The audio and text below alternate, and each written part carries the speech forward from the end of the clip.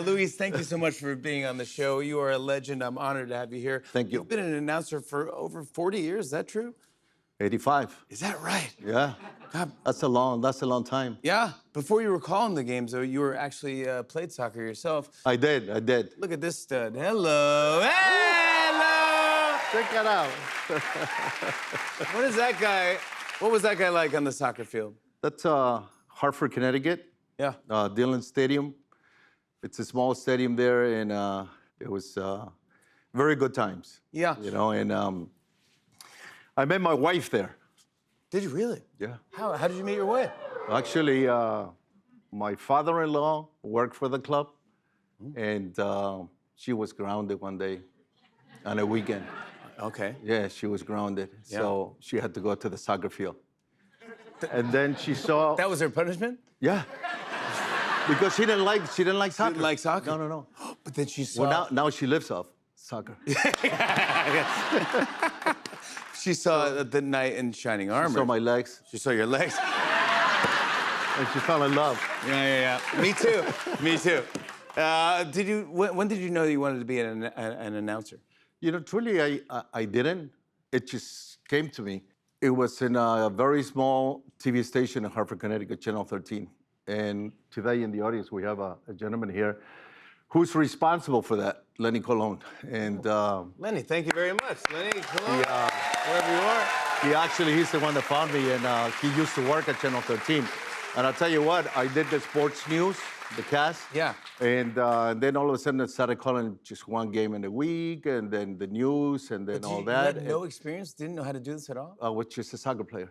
Wow. Yeah. And he So just... the owner, Lucio Rosier, an Italian gentleman who was the owner of the station, he told my mother, because she worked there, if Luis plays soccer, can he do the soccer news? Yeah.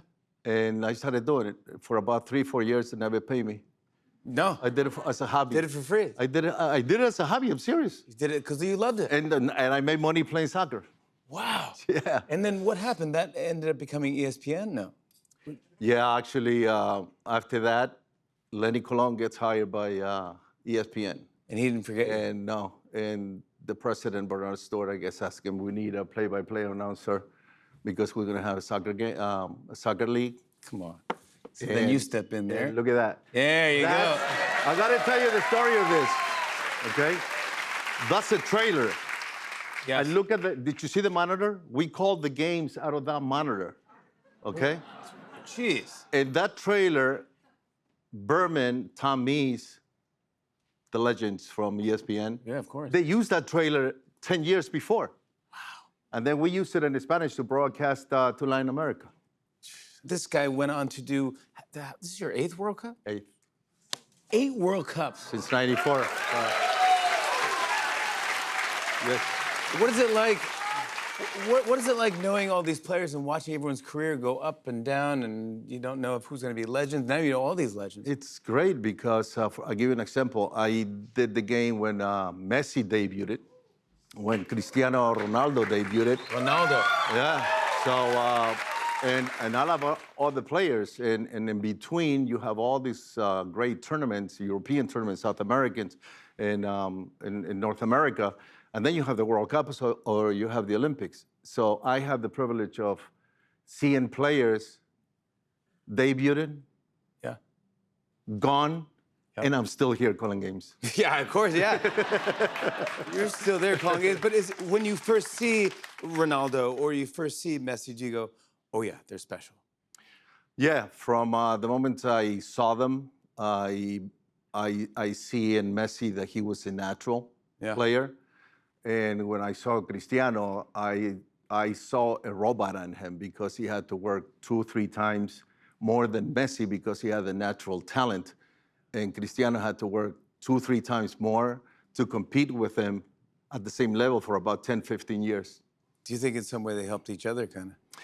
In a way, they did. Actually, there was an interview one time that Cristiano did, and he said that we actually helped each other to compete, to win the Golden Ball, to win Champions Leagues, national leagues. So And is this their last World Cup? yeah, to me, it's their last dance. You know, the Jordan whatever. Yeah. It's their last dance. But big tournaments like this, the World Cup, it's so important, especially for the world soccer, is because we're going to see not only two players like Messi and Cristiano retire, but there's also the Mexican goalkeeper Guillermo Ochoa and Luka Modric from Croatia. They will be playing their 6th World Cup. Jeez. Okay, 6 World Cups. Wow. Okay, since 2006, this will be their 6th World Cup, Legend. and they will be retiring. But the tournament also gives us the opportunity to see brand new players that they are going to conquer the world, just like these 4 guys did. Yeah. The next Ronaldo, the next Messi. Yeah. And what is the U.S.'s chances? And be nice. Be nice. What are they? Be nice. Do you want me to be honest? No, you do whatever. Yeah, the U.S. I'll tell you what, I have a dream. Oh, You know, wow. I have a dream. I'm serious. Okay, yes. We're behind you. We're behind you. Yes. I have a dream. You had a dream. What was in your dream? My dream is that the U.S. plays England in the final, so we can kick their ass again after 250 years. 250th anniversary. Yeah.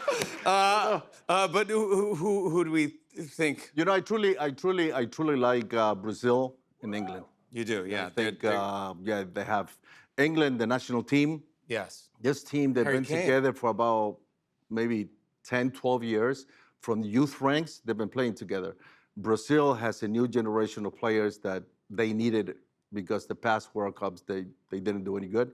But they have great players that play in Europe and England and Spain and Italy and France. And it's a nice mixture of veterans and youth. So I think they're going to do very good. And are you practicing your goals?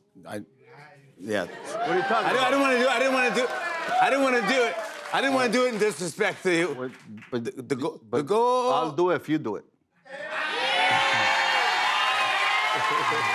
But we have to time each I other. don't know if we have the time because you do it for a long time. I'll Do you teach do a I'll long teach- goal I'll teach- even if the goal's not that great? Do you go like? but I'll Do you teach sometimes you- go go? Yeah. No, I'm only the English announcers do that. They go, yeah, go, Go go. But now you. in the you back go. of the net. How do you do? Give me a little. How do you? Here, let me show you. You know, it's all about breathing, okay? Yeah. You know, normally the normal individual will breathe into the lungs. Yeah, of course. But now you got to do it into your stomach like this. See that? And the count to 3, 1, 2, 3, Yeah. to see which one lasts the longest. Ready? Yep.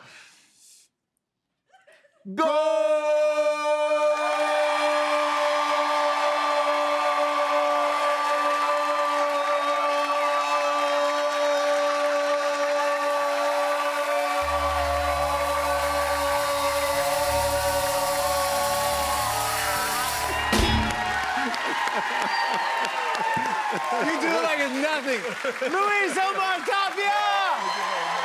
Spanish coverage for the FIFA World Cup begins this Thursday on Telemundo and Peacock. We'll be right back with Penn and Teller. Come on back.